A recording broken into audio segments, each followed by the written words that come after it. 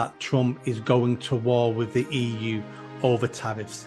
People like Trump are going, yep, we're going to whack those gas prices up. Putin's doing the same thing.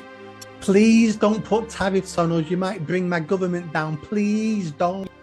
My perspective, it could be a good way to bring the Labour government down pretty fast. Hi everybody, and welcome back to Nick Talks. This episode's returning guest is that Preston journalist again. How you doing, Ash? Very good, thanks, Nick. How are you? I'm good, thank you. You may not have seen it yet, but I just read in the paper online that Trump last night announced 25% tariffs on the EU on certain sectors. One of them is the car market sector.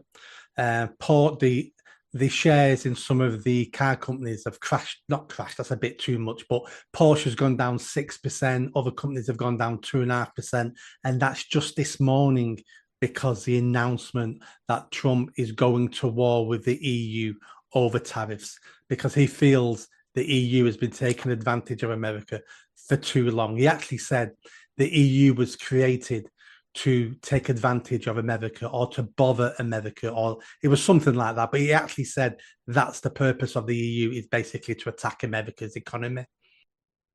Yeah, well, there was a huge deficit in favour of the EU when they were trading with America anyway. So really, Trump's absolutely justified in what he's doing. Well, he said America first, and if he's going to put tariffs on now to try and level the playing field, if you will, then why not? He's done the same thing with China, we've seen as well. He said that if China wants to import electric cars, or if China wants to build cars, then they're going to have to build them in the US, and they're going to have to sell them in the US. So that will create American jobs, get the economy going, etc., which makes perfect sense. And we know Trump doesn't like the EU anyway. He's got absolutely no time for the EU. And I see why, because I've got no time for the EU either. And I think Trump sees that this is a block of, 27 countries now, with a commission at the top that take wads of cash off every single country and think they're a much bigger player in the world than what they actually are. In Europe, yes, of course, it's big enough. Around us, UK and that, yes, it's a big trading bloc. But when it comes to global terms, if you look at the BRICS, which is what Brazil, Russia, India, China, and I can't forget what the S stands for, the BRICS pact, that's a bigger trading bloc. If you look at the CPCCC,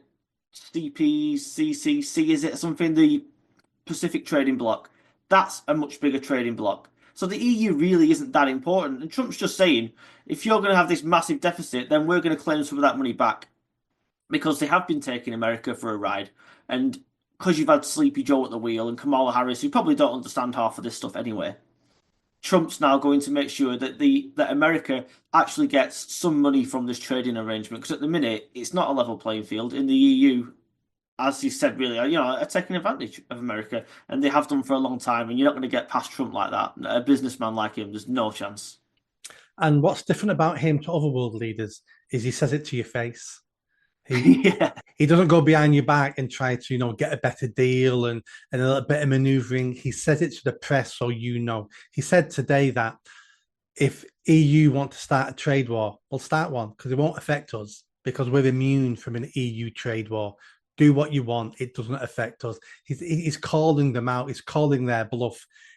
I can't see where they go with this. I can't see what the EU does. I think this is one more nail in the coffin of the EU.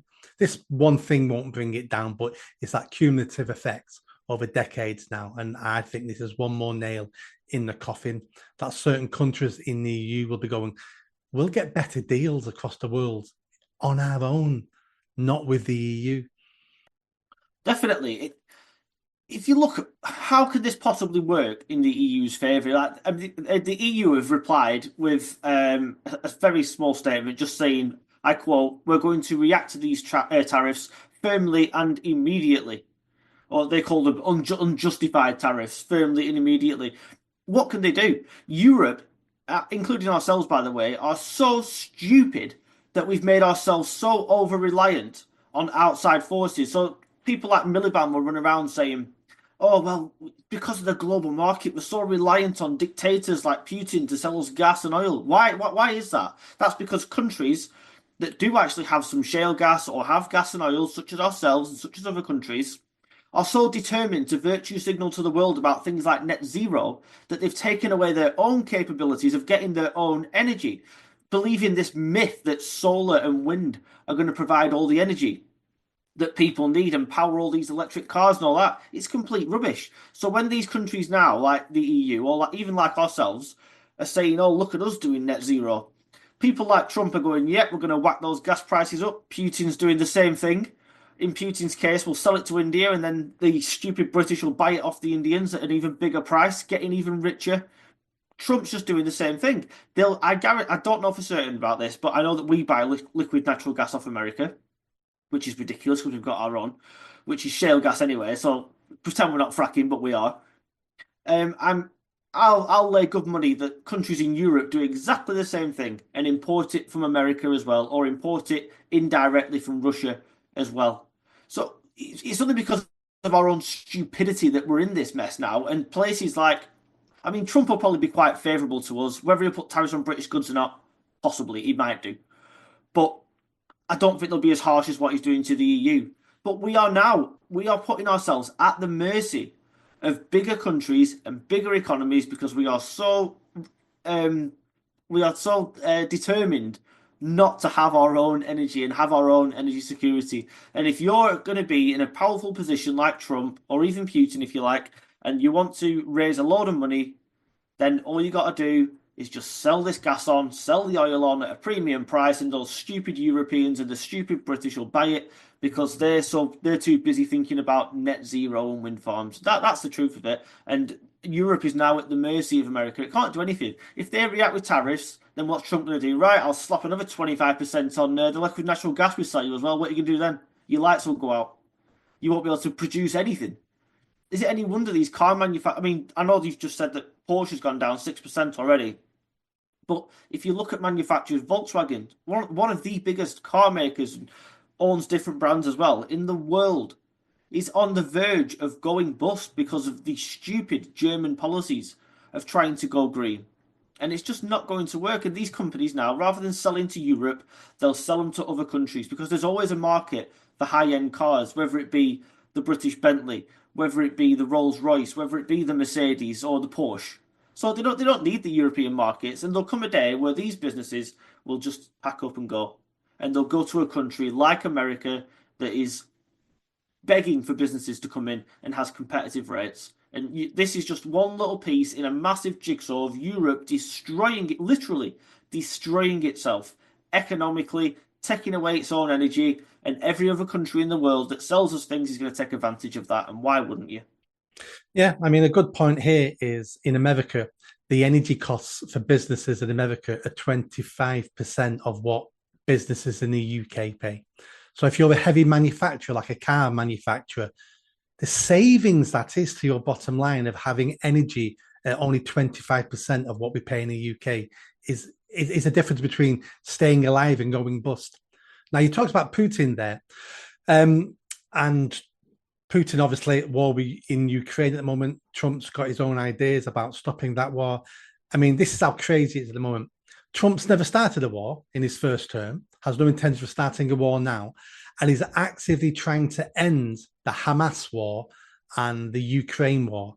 And everybody in the UK, every politician, nearly enough in the UK and across Europe, is saying he's the problem and he's trying to stop the war. If we wanted to stop this war in the Ukraine, the first thing we need to do is stop buying Russian oil and gas, even though it might be third hand. That's what's funding this war in Russia, is us, the West, buying his oil and gas. Of course it is. You look at the Russian GDP, the gross domestic product, so its profit and loss sheet, it's actually got a smaller GDP than Italy. And Italy has been in economic ruin for years with mass youth unemployment, etc. Russia is the biggest country in the world by landmass, so it should have a huge GDP, but it doesn't. But there's more issues around that, like communism, etc. But you look, when this war started, they were all predicting, oh yeah, we'll put all these sanctions on all these oligarchs and we'll stop buying Russian gas and oil. But the Russian economy actually picked up. The ruble was massive, but it dropped as soon as the war started. And believe it or not, I shouldn't really say this, but I will. I was going to buy a couple of grand in rubles and keep it when it was at a record low and then sell it because I knew it'd shoot up again. And I didn't do it, but I should have done because within a few months of that war, people soon realised, like Germany, etc., when Nord Stream got blown up and all that. This is, oh God, we're in trouble here. We don't have any gas and we don't have any gas and oil now. What are we going to do? I know. We'll buy it from India and pretend it's not coming from Russia instead. Uh, it's just it's laughable that they thought they could crash an economy like Russia that has got I don't know how many years worth of fossil fuel energy there, but it's a lot. You've seen this if you've seen the pictures on the news or the pictures online, you can look at them. The size of these oil fields is just unbelievable. They're not running out of that anytime soon. And if they thought they were going to bring Putin down, then I'm afraid that was ridiculous as well. And all they're doing now, these people like Starmer begging to go and see Trump, Macron going to see Trump. They're trying to cling to the coattails of Donald Trump, who, as you rightly say, has never started a war. He's the only person that got North and South Korea to sit around a table together. I mean, the guy should have a Nobel Peace Prize, which is just incredible. Now it's the left all of a sudden that are baying for blood, desperate to go to war all of a sudden. When in the past you'd associate that more, I suppose, with right-wing politics. Everything's flipped on its head, hasn't it? These people are desperate to like go to war, to go to war with Russia, and the absolute morons. And just because Trump now is making headway, which he is doing, Zelensky's even said he'll quit if it brings peace. So that just shows how quickly he's turned his position. I don't know what Trump's said to him or what's been said behind the scenes, but something's been done here. And a deal, allegedly, I've read this only in a couple of places, so I don't know if it's true or not. Allegedly, a deal's already been struck and peace is imminently going to be signed, but that remains to be seen.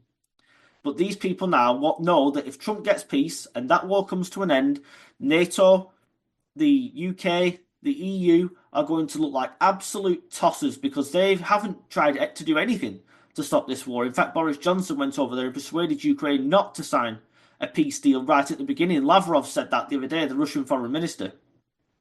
And now, if Trump gets this peace deal, these lot are going to look stupid, so they want to hang on to the coattails and go, oh yes, we want peace. We even saw Starmer say it in Parliament this week, we want a lasting, sustained peace. Not once has he mentioned peace in that region. All he's mentioned is more money pouring in, more British taxpayer more money pouring in. And I'm sorry to say it, and people don't like me saying it, we don't even know where this money is going. That's the problem. America's found out that 50 billion of what they've put in there has gone missing. Zelensky can't find it. Nobody can find it. So where's that gone? Whose pocket is that lining? This is not just simply good versus bad. You know, Ukraine are all saints and the Russians are all evil. It's not that simple, but people like to make out that it is. Yeah. You mentioned Stamer there. Stamer is on his way now to America, I believe, to have a sit down with Trump. What's that going to be about? Any idea what? And is he going to come back with anything? I don't. Well, Trump didn't know what he was about, did he? He absolutely humiliated Starmer when he spoke in front of the cameras and said, "The reporter said, didn't she? What's it going to be about?" And he went, I don't know. He asked for the meeting, not me. Like, God, he's made him look an absolute idiot. So Starmer's already going there on the back foot. I must admit, I'll say something. Macron looked all right alongside Trump because he actually spoke up a little bit and didn't sit there like a whipped child. Starmer will sit there like a whipped child. This is a guy who cannot think on his feet. This is a guy who can't give a speech or speak in public without reading it word for word. How is he going to sit in a room and whatever he's after from Trump, I honestly don't know what he wants. I know what. Please don't put tariffs on us. You might bring my government down. Please don't. Yeah, which is why they're doing this alleged increase in defence spending, which we'll talk about later. But that's not as straightforward as it seems either. But this is the kind of thing they're doing to try and please Trump, so he won't put tariffs on the UK. Yeah, because our economy is in the gutter anyway. So if he does that, then we really are in trouble. Although from my perspective, it could be a good way to bring the Labour government down pretty fast. But honestly, Nick, I'd like to answer the question, but I don't know what Starmer is hoping to get. I think it's just a bit of brown nosing. I think he likes to fly around in private jets. I think he wants to be seen coming off the private jet with a Union flag on it, walking down the red carpet, being saluted by American Marines or whatever they are, and walking into the White House. That's all. It'll be interesting, though. By the way, I've not seen it. I've not seen any footage yet to see if Trump actually greets Starmer when he gets there, because he didn't greet Macron. Macron was just left to walk in. Well, yeah, and that's the sort of thing Trump does. Trump is in your face. He doesn't care, and he sends these signals all the time about where you stand in the pecking order. and he will do business with you, even if he doesn't like you, if it's in America's interest, because he's a businessman and a patriot at the end of the day. So it'll be interesting to see exactly what happens there. But let's see what Stamer can do. Let's see if he can bring anything back, and let's see if let's hope he does better than some of his other people on the bench, such as Lammy with the Chagos Islands and not Yvette Cooper, Rachel Reeves, who brought nothing back from China. Let's see what he brings back, and then we can catch up on this next week. Funny you should mention Lammy. Did you see Lammy's statement that he made to the press? Well, not a statement. He was giving an interview, and they were on about the Chagos deal, which everybody apart from this government can see is a complete disaster. And Lammy has said that if Trump isn't happy with the deal, it won't go ahead. So that's another concession they're trying to make to Trump. And they've been so determined to give away our territory before Trump took office, which didn't happen, ironically, because the Mauritians kept asking for more and more just to take our land off us. And the UK government seemed to be willing to pay it. But now all of a sudden Trump's in office, it's like, well, if Donald Trump's not happy, then we won't do it. We won't do the deal. Come on. These people are going over there to kiss Trump's backside. You're probably right. It's more about tariffs. Please don't put tariffs on us. But Trump has no time for these people. He knows what they've called him in the past. He knows the names and the different tropes they've put against him in the past, calling him a neo-Nazi and all that stuff. And it wouldn't surprise me if he put some tariffs on us to bring Labour down. I've said this in the past. I think I've said it to you. There's more than one way to skin a cat. He's never going to start a diplomatic incident, but you can soon bring a government down if you don't like them. And through economic means, economy is always the top of people's priorities, and that's a good way to bring Starmer down and bring this shambles of the government down. Yeah, I agree. And it wouldn't surprise me if in the history books we find out that Trump actually phoned the president of Mauritius and said, do not take these islands because I'm coming into power in a couple of months' time. And if this deal has been done by then, I will punish you. I will punish you, Mauritius, spoil the British until I'm in power, and I'll kill this deal. You've been warned. I reckon that's what happened there. Yeah, I think you're right. I think it probably did.